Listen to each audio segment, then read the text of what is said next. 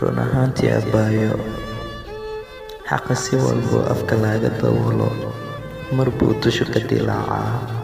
Anigana isma lahayn daacadnimadaada ayaa halkan ku dhigayso, laakiin maanta waxa ay joojo jidkaani dhigay waa jacayl.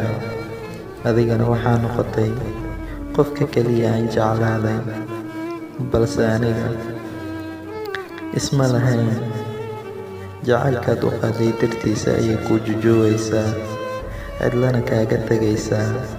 Laakiin way igu dhacday maanta, inkastoo horay Soomaalay u tiray ku qabatay iyo qadar Rabbi waa loo qaataa. Ee adiga ha isdhihin ninkan kaama cadkoosan karo.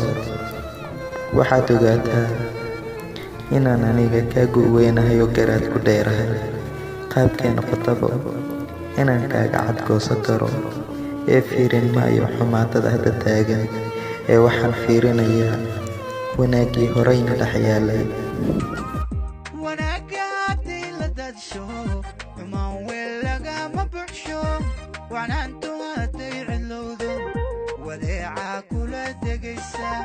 wadkaaga qofkii u xiisa ku sii wehel caanaha.